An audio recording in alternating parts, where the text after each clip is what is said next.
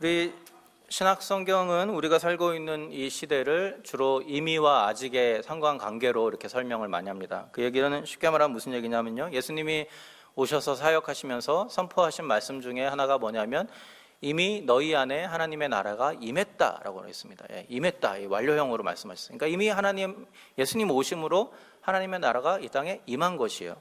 그런데 우리가 생각해 보면 우리가 지금 살아가는 이 세상은 하나님의 나라와는 별로 좀 상관이 없는 것처럼, 그렇죠? 죄악이 여전히 있고 악한 것이 있고 불의한 것들이 많은 세상을 살아갑니다.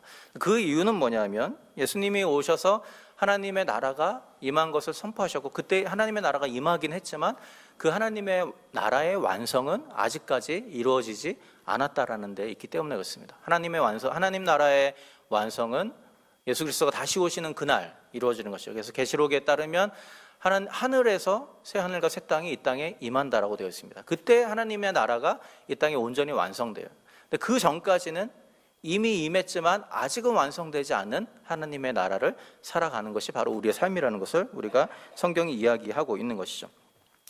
많은 경우에 이것을 우리 2차 대전 때 있었던 당시의 그 연합군과 독일의 전쟁에서 비교해서 설명하는 학자들이 많이 있습니다. 우리가 잘 아는 그 노르망디 상륙 작전에 대해서 많이 비교를 해서 설명을 하는데요. 1944년 6월 6일 날 연합군이 독일의 그 영향력을 이제 제거하고 독일을 멸하기 위하여서 역사상 가장 큰 규모의 상륙 작전을 계획을 했습니다. 그것이 바로 노르망디 상륙 작전이에요. 그런데 중요한 것은 사실 그 디데이였던 6월 6일 날에는 그 연합군의 작전이 그렇게 성공적이지는 못했다고 합니다. 그 당시에 그날 죽은 그날 독일군 중의 사상자는 1000명에 불과했지만 연합군의 사상자는 10,000명에 가까이 됐다 그래요. 그거는 성공적인 작전은 아니었어요. 그리고 그날 당일날 점령하기로 계획했던 몇 가지 지역이 있었는데 그 중에 많은 부분들을 그날 당일날 점령하는데 실패했다고 합니다. 그럼에도 불구하고 그날의 중요한 이유는 그날 거기에 노르망디에 상륙을 해서 앞으로의 승리를 얻을 수 있는 교두보를 거기에서 마련을 했던 것이죠. 그러니까 노르망디 상륙 작전이 없었다면 독일을 점령하지 못했다는 거예요. 노르망디 상륙 작전이 있었기 때문에 비록 그날 모든 것을 완전히 정복하지 못했다 할지라도 그 이후에 독일군을 점령할 수 있게 되었다라는 것이죠. 마찬가지입니다. 우리의 삶이 그런 삶이라는 거죠. 이미 예수 그리스도께서 오셔서 하나님의 승리를 선포하셨고 죽으심과 부활을 통하여서 사단의 권세를 이미 땅에 떨어뜨린 것은 사실입니다. 그러나 여전히 이 땅에는 사단의 영향력이 있고 우리가 하나님 앞에 서는 그날까지 우리는 죄와 더불어서 싸우는 삶을 살아가야 돼요. 이미 하나님의 나라가 임했지만 여전히 아직 완성되지는 않은 그 삶을 살기 때문에 우리에게는 부르심이 있다는 거죠. 끝까지 싸우고 끝까지 이겨내는 그런 승리의 삶을 살아가도록 부름을 받은 사람들이 바로 저와 여러분들이라는 것입니다. 오늘 우리가 읽은 여호수아 본문도 비슷한 이야기를 우리에게 하고 있습니다. 하나님이 약속하신 가나안 땅 정복이 이미 어느 정도 이루어졌어요. 그러나 그것을 완성하지는 못했다는 거예요. 아직도 정복하지 못한 땅들이 많이 남아있고 아직도 이스라엘 백성들에게 남겨진 과업이 있다는 것이죠. 오늘 본문이 이야기하고 있는 부분이 바로 그들이 다시 정복해야 될 남아있는 과업에 대해서 이야기를 합니다. 그런데 오늘 본문 1절은 이렇게 시작을 합니다. 여호수아가 나이 많아 늙음에 여호와께서 그에게 이르시되 너는 나이 많아 늙었고 얻을 땅에 남은 것은 매우 많도다, 이렇게 이야기를 합니다. 여호수아가 나이 많아 늙었다라는 것은 사실은 이 이후에 연결되는 23장에 가면 이제 여호수아가 마지막 유언을 하는 장면이 나옵니다. 그때로부터 지금까지 그렇게 시간이 많이 지난 것은 아니에요. 다만 그 가운데 여러 가지 그 정복해야 될 땅의 명단들이 삽입이 되어 있고 곧바로 오늘 본문과 23장이 연결되는 것이나 마찬가지입니다. 이제 그는 늙어서 죽을 때가 되었어요. 유언을 하고 이제 마지막 삶을 정리해야 될 때가 있습니다. 그러나 그러기 전에 그에게 먼저 풀어야 될 숙제가 있었어요. 그것은 뭐냐면 아직까지 정복하지 못한 땅들을 어떻게 정복할 것인가, 그것을 마무리하고 그가 하나님께로 돌아가야 하는 것이죠. 그래서 13장부터 21장까지를 읽어보면요, 계속해서 그 도시의 이름들이 계속 나옵니다. 뭐냐면 이스라엘 백성들이 각 지파별로 어떤 땅을 어떻게 정복해 갔는지에 대한 아주 길고 장황한 설명들이 가운데 딱 들어가 있어요. 그래서 그것을 통해서 우리가 알 수 있는 것은 뭐냐면 이스라엘 백성들에게 남겨진 과업이 무엇인지에 대해서 보여준다라는 거죠. 특별히 오늘 여호수아서는 크게 두 부분으로 나눌 수 있습니다. 1장부터 12장까지는 뭐냐면 그들의 군사 정복을 통해서 얼마나 많은 땅을 차지했는지에 대한 내용이 나오고요. 오늘 읽은 13장부터 마지막 장까지는 그들이 아직도 차지하지 못했던, 그리고 앞으로 차지하게 될 땅들에 대해서 이야기를 하고 있어요. 두 개 서로 초점이 다릅니다. 앞에 부분은 그들이 군대로서 얼마나 많은 땅들을 지금까지 정복했는가 이것을 이야기한다면, 뒷부분은 이제 더 이상 그들은 군대가 아니에요. 군대가 아니고 이제 정복이 끝나고 그 땅에서 거주하는 거주자들이 되었습니다. 그 땅에 거주하는 거주자들로서 그 땅에서 어떻게 살아갈 것인가에 대한 얘기가 후반부에 이렇게 나오고 있어요. 그래서 어떻게 보면 앞부분과 뒷부분이 약간 상충되는 것처럼 볼 수도 있습니다. 왜냐하면 우리가 지난주에 11장을 봤을 때 거기에 무엇에 대해서 이야기하냐면 이미 여호수아가 모세에게 명한 모든 것들을 다 행했고 가나안의 온 땅을 정복하였더라 이렇게 끝나거든요. 11장이. 그런데 오늘 본문에 보면 13장에 보면 아직도 정복하지 못한 땅이 많다 이렇게 말합니다. 그죠? 서로 상충되어 보이는 것처럼 보여요. 그렇지만 아까 제가 말씀드린 그 임의와 아직의 관점으로 보면 우리가 이것을 이해를 하기가 쉽습니다. 왜냐하면 이미 대부분의 강력한 가나안의 왕국들은 정복이 되었어요. 하지만 아직도 저 변방에 있는 변두리에 있는 작은 나라들, 약소한 부족들 이런 데까지는 아직 정복하지 못한 것이죠. 그들에게 남은 과업이 있다라는 것입니다. 그래서 그것을 다 통치하기까지는 시간이 걸리는 것이죠. 그렇기에 여호수아에게 있어서 이 가나안 정복의 그 과업은 이미 이루어졌지만 아직 완성되지는 않은 과업이라는 것을 우리가 볼 수 있습니다. 이런 오늘 본문에 나오는 수많은 땅들의 리스트들을 우리가 이런 관점에서 좀 이해를 하실 필요가 있겠습니다. 그래서 2절에서 6절 상반절에 보면 여러 가지 지명들이 나오죠. 그들이 정복하지 못한 지명들이 나옵니다. 대부분 가나안의 남쪽과 북쪽과 서쪽에 있는 지명들인데요. 비록 가나안의 큰 왕국들은 정복했지만 이 수많은 지역들을 여전히 정복해야 될 숙제가 여호수아에게 남아 있습니다. 그러나 오늘 본문에 보는 것처럼 상황이 그렇게 좋아 보이진 않아요. 왜냐하면 오늘 본문의 시작이 어떻게 시작한다고 했죠? 여호수아가 나이 많아 늙음에. 너는 나이 많아 늙었고 너희는 더 이상 너의 나이로는 이 땅들을 점령할 수 없다 이렇게 이야기합니다. 그러면 우리가 이 상황 가운데서 이스라엘 백성들에게는 두려움이 있을 수 있겠죠. 여호수아가 이제 나이가 많아서 죽게 되면 누가 우리를 이끌어서 이 땅들을, 남은 땅들을 정복할 수 있을까라는 두려움이 있기 마련입니다.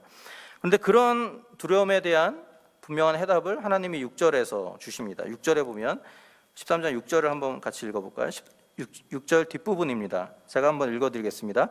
내가 그들을 이스라엘 자손 앞에서 쫓아내리니 너는 나의 명한 대로 그 땅을 이스라엘에게 분배하여 기업이 되게 하라 이렇게 말합니다. 누가 쫓아낸다고요? 내가, 하나님이 하시겠다는 거예요. 다시 말하면 여호수아가 나이가 많아서 할 수 없는 그 일을 내가 하겠다라고 이야기하고 있습니다. 지난주에도 말씀드렸지만 여기에 여호수아의 중심 주제가 또다시 반복이 됩니다. 그것은 무슨 중심 주제가 뭐였죠? 누구의 싸움인가라는 거예요. 이 가나안 전쟁의 정복 전쟁은 누구의 싸움인가? 여호수아의 싸움이 아니라 하나님의 싸움이라는 것이죠. 하나님이 행하시는 싸움이다라는 것이 또다시 반복이 됩니다. 다시 말하면 여호수아가 늙어서 죽게 되는 것이 걱정되느냐? 걱정하지 말라는 거죠. 내가 싸우겠다는 거예요. 내가. 여호수아의 능력으로 지금까지 이 일이 이루어진 것이 아니고 내가 너희를 대신하여서 싸우겠다라고 말씀을 하고 있는 것이죠. 다시 말하면 혹시 너희가 여호수아를 잃을지는 모르겠지만 하나님을 잃게 되지는 않을 것이다. 그렇게 말씀하고 계시는 것이죠. 하나님이 대신 싸우겠다라고 말씀하고 계시는 것이죠. 사실 내가 대신하여 싸운다라는 이 메시지는 사실은 이스라엘의 역사 속에서 하나님이 가장 많이 강조한 메시지 중에 하나라고 해도 과언이 아닙니다. 우리가 출애굽기를 읽어보면 출애굽하는 모든 과정 가운데 놀라운 기적을 통하여서 출애굽이 되어집니다. 그것을 통해서 보여주는 것은 무엇입니까? 이것은 모세의 능력으로 된 것도 아니고, 그죠? 누구의 능력으로 된 것도 아니고 하나님이 하셨다는 거죠. 그들이 광야 40년 동안 여러 가지 일들 속에서 하나님이 기적적으로 그들에게 먹이시고 입히신 모든 것들을 통해서 하나님이 강조하는 것은 이 모든 일들은 누군가 다른 사람에 의해서 된 것이 아니고 내가 한 일이다라는 것입니다. 여호수아의 이 가나안 정복 전쟁에도 마찬가지죠. 여리고성이 무너지고 아이성을 정복하고 하늘의 해가 멈추고 이런 모든 과정을 통해서 하나님이 강조하시는 것은 무엇이에요?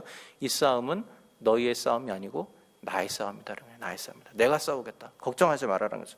다만 한 가지 그들에게 하나님이 요구하시는 것은 무엇입니까? 나를 신뢰하고 끝까지 최선을 다해서 싸우라는 거예요. 싸우라는 거예요. 그래서 이 말은 백성들이 할 일은 아무것도 없다라는 뜻은 아닙니다. 잘 아는 것처럼 그 반대죠. 하나님이 친히 그 남은 땅의 백성들을 물리쳐 주실 것이라고 약속했습니다. 그러나 그 약속이 이루어지기 위해서 이 백성들이 해야 될 일은 열심히 그 싸움에 임하는 것이죠. 최선을 다해서 하나의 백성으로 살아가는 삶이 그들에게 요구되는 것입니다.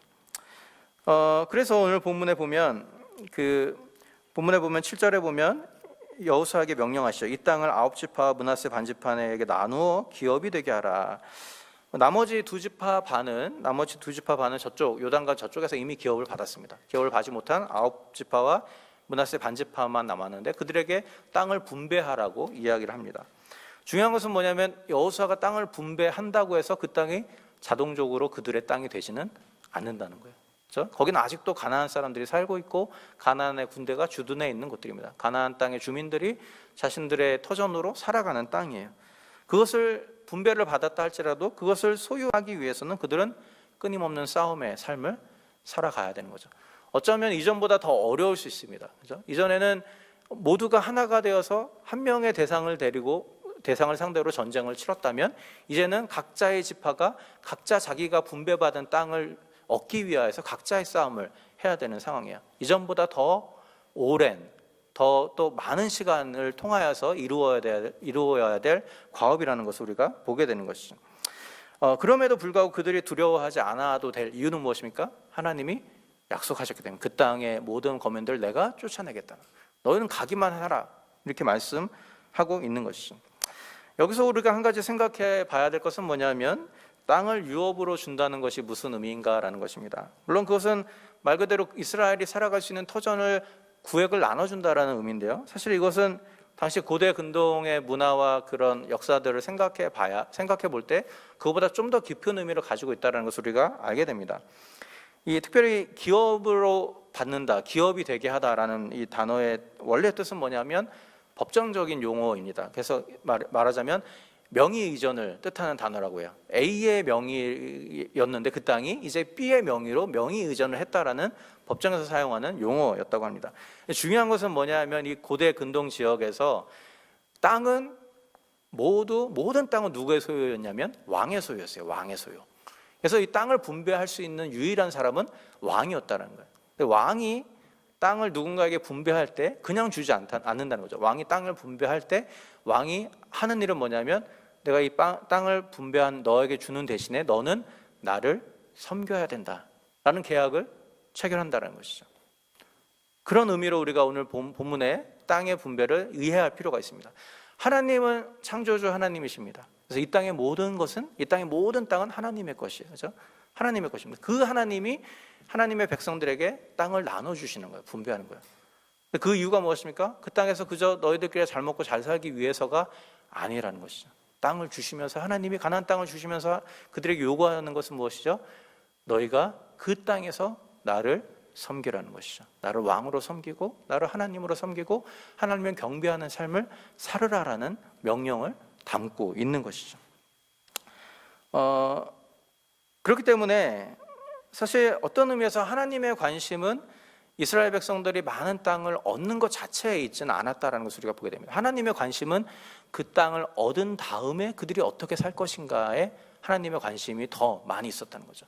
그냥 땅을 다 정복했어요. 가나안 땅을 다 정복했는데 그 다음에 그들이 하나님의 뜻과 상관없이 우상을 섬기면서 자기들 멋대로 살아간다면 그것은 하나님의 계획이 아닌 것이죠.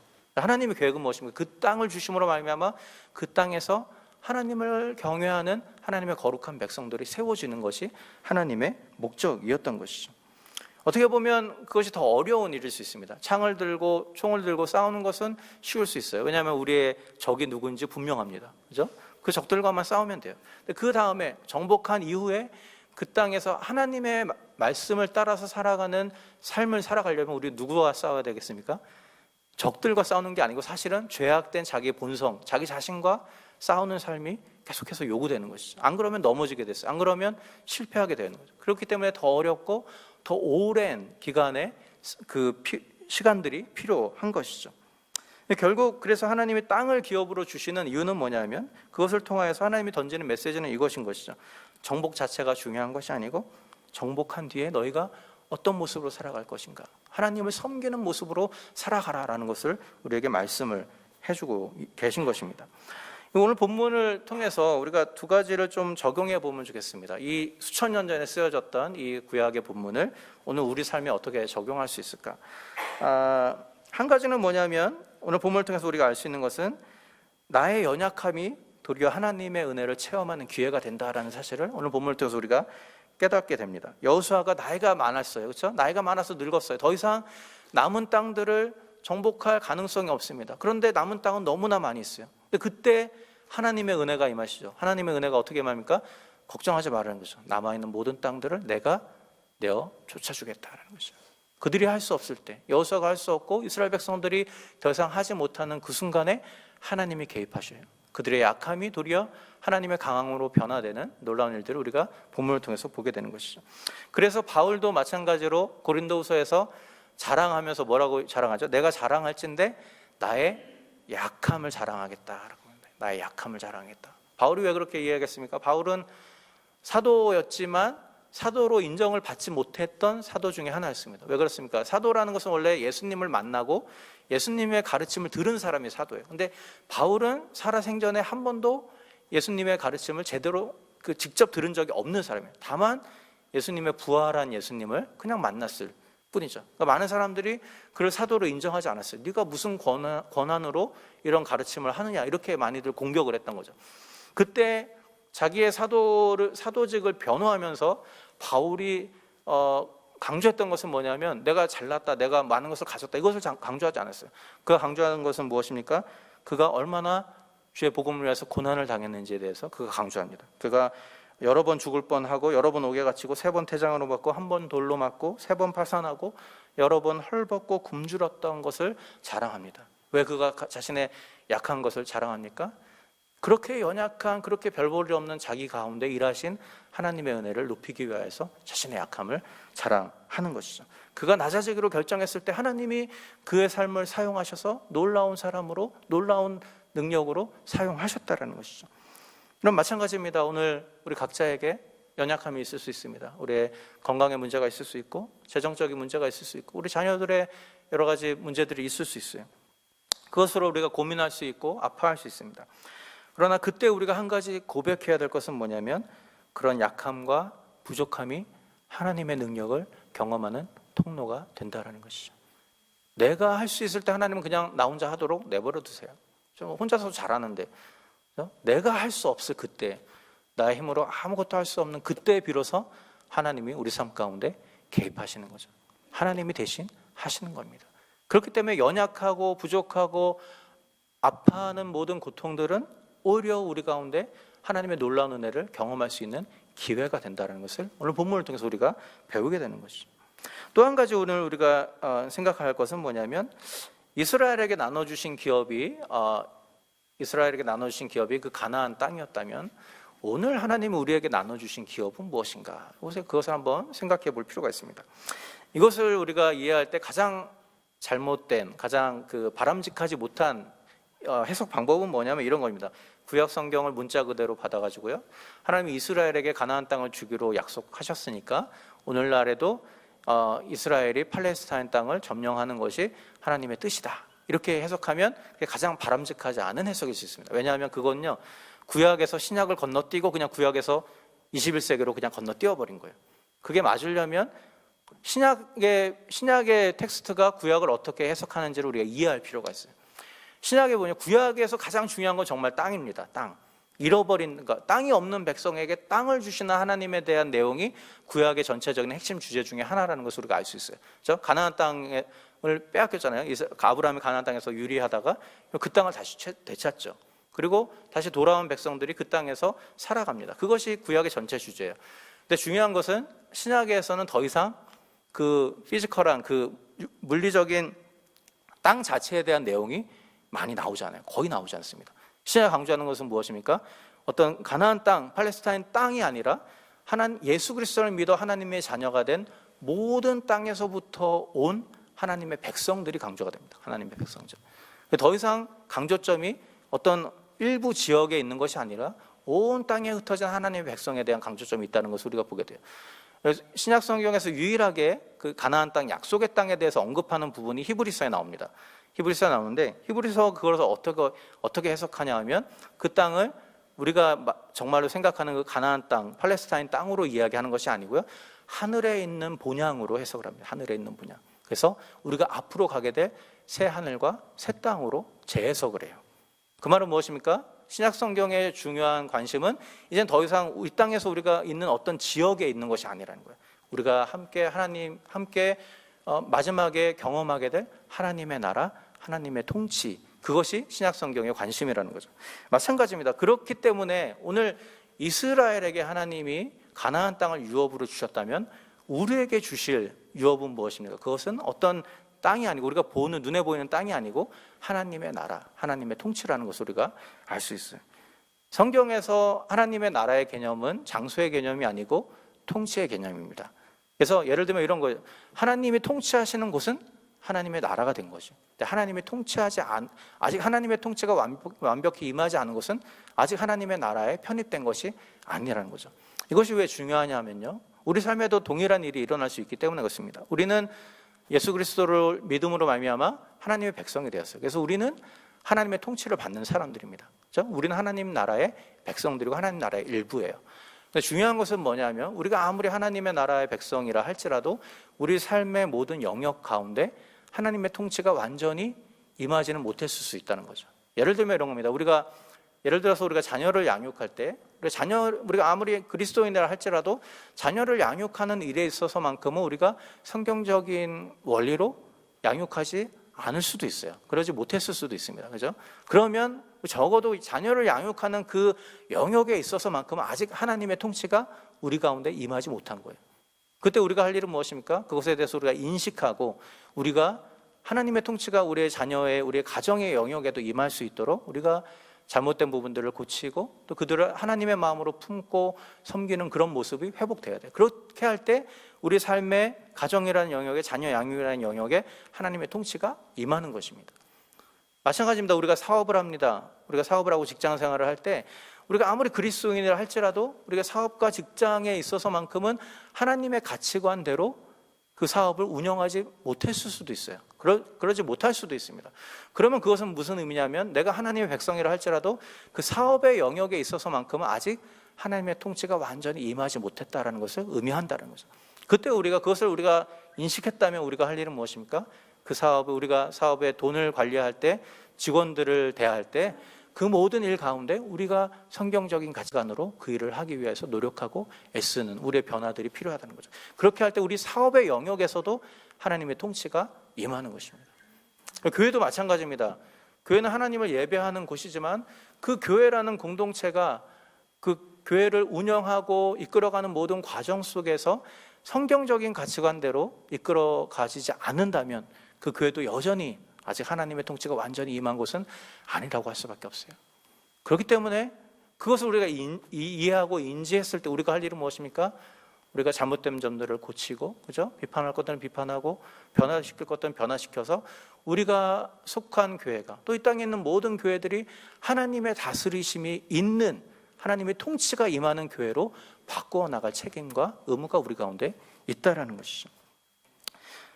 여러분, 그렇게 우리가 살아가는 모든 영역이 하나님이 다스리시는, 하나님의 통치하시는 하나님의 나라로 변화시켜 나가는 것이 바로 하나님 우리를 부르신 부르심입니다. 우리가 가져야 될, 취해야 될 유업이 바로 그것이라는 사실이죠. 오늘 이 말씀을 기억하면서 우리가 구원받은 우리의 삶이 어떠해야 되는지 다시 한번 생각해 보면 좋겠습니다. 여러분, 구원받는 것은 어렵지 않죠. 그렇죠? 하나님 은혜를 베푸시고 그냥 믿음으로 우리가 고백만 하면 구원을 받습니다. 그러나 하나님 우리를 부르실 때 구원받은 것으로 그냥 만족하는 삶으로 부르신 것이 아니라는 거예요. 가나안 땅에 들어가는 것으로 만족하는 삶으로 이스라엘을 부르신 것이 아닌 것처럼, 그렇죠? 그 땅에 들어가서 끊임없이 그 땅을 정복해가는 그런 과업들을 주기 위해서 그들을 그 땅에 부르신 것처럼 오늘 우리를 구원하실 때에도 그냥 우리가 구원받고 천국 가는 것을 위하여서 하나님 우리를 구원하신 것이 아니라는 거예요. 여전히 죄악 가운데 있고 여전히 죄의 영향력 가운데 있는 이 땅에 하나님의 통치가 더 많이 임하는 그 놀라운 사명을 위하여서 우리를 하나님이 불러주셨다라는 사실이죠. 그렇기 때문에 우리 안에 여전히 하나님의 통치가, 하나님이 온전히 다스리지 않으시는 부분이 무엇인지, 영역이 무엇인지 한번 고민해 보면 좋겠습니다. 그것이 우리의 가정일 수도 있고 우리 직장일 수도 있고 우리 사업일 수도 있고 여러 가지, 아니면 옆에 있는 사람들과의 관계일 수도 있습니다. 중요한 것은 그 모든 것 가운데 하나님이 다스리시는 영역이 될 때 우리가 정말로 하나님 기뻐하시는 하나님의 그리스도인의 모습으로 살아가는 것이라는 사실입니다. 오늘 이 말씀을 기억하면서 우리의 삶이, 또 우리 교회가 하나님이 통치하시는 영역이 되기 위해서 우리가 회개할 것은 회개하고 포기할 것은 포기하고 협력할 것은 협력하면서 아름다운 하나님의 나라를 이루어가는 저와 여러분들이 될 수 있기를 주님의 이름으로 부탁을 드립니다. 여기 기도하겠습니다.